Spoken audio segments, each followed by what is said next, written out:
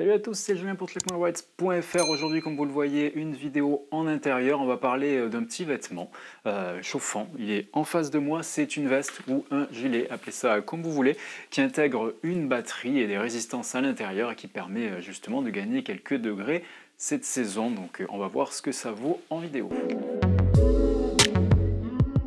Donc avant d'aller plus loin, laissez-moi enfiler ce gilet. Tout simplement, vous voyez, c'est un gilet sans manches. Sur le côté, du coup, vous avez une poche avec à l'intérieur une prise USB mâle. Il y a d'ailleurs un petit capuchon pour assurer l'étanchéité et tout simplement vous allez connecter une batterie. Alors sur ce modèle, la batterie est fournie avec, vous n'avez pas besoin de l'acheter en plus. Donc c'est cette batterie là qui est fournie, c'est une batterie tout à fait standard, recharge en micro USB et ensuite vous avez deux ports USB classiques, 2 ampères. Donc bien sûr pour le gilet vous avez besoin que d'une prise, mais ça peut servir d'avoir une deuxième prise, on va voir pourquoi après.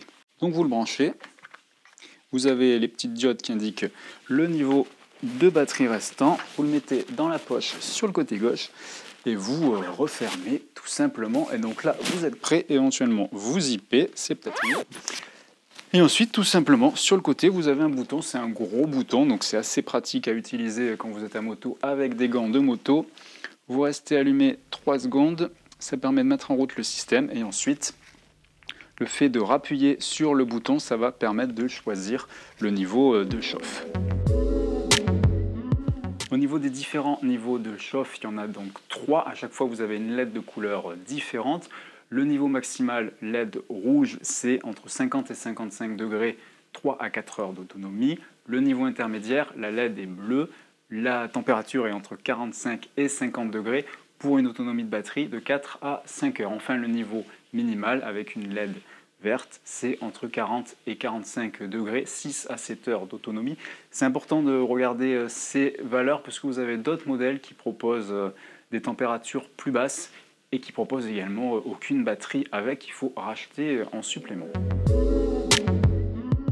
Ce qu'il faut remarquer, c'est que là, je viens de l'allumer, au bout de quelques secondes à peine, vous ressentez tout de suite l'effet de la chaleur, je dirais au bout de 10 secondes.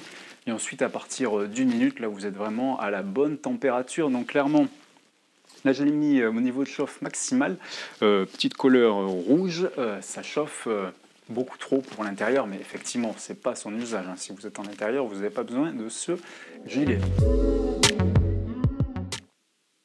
Alors je me suis lancé dans quelques tests. Déjà il faut savoir qu'il y a 3 zones de chauffe, 2 résistances à l'avant, une à l'arrière. Alors tout simplement pour le test, j'ai pris un thermomètre numérique.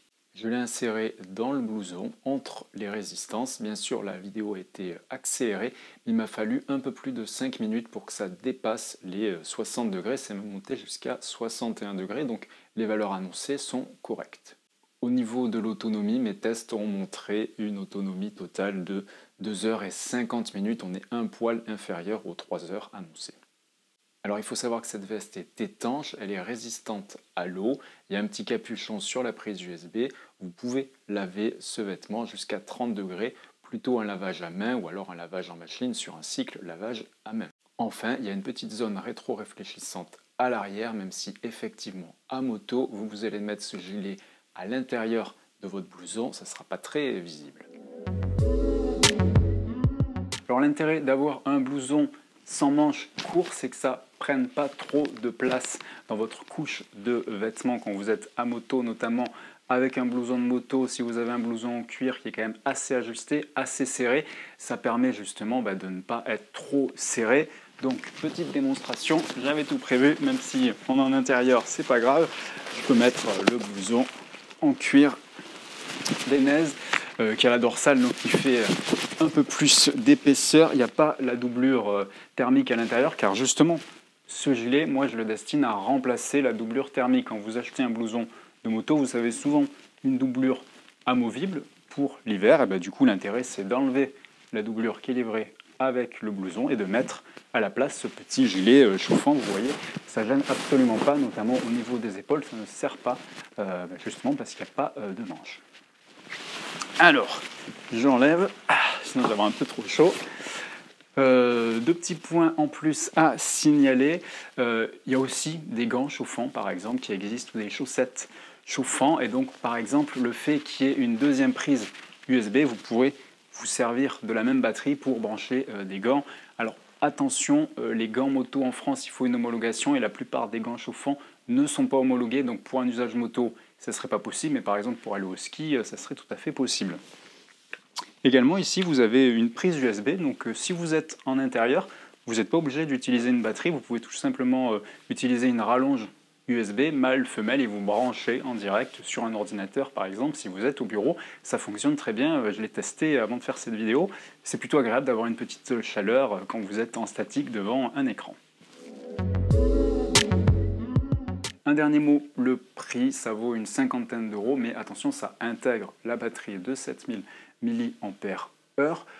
On arrive en fin d'année, il y a peut-être des petites promotions, donc avec la marque qui m'a envoyé cet article, on va voir si je peux vous faire bénéficier d'un code promo. Regardez dans la description, vous aurez toutes les informations actualisées.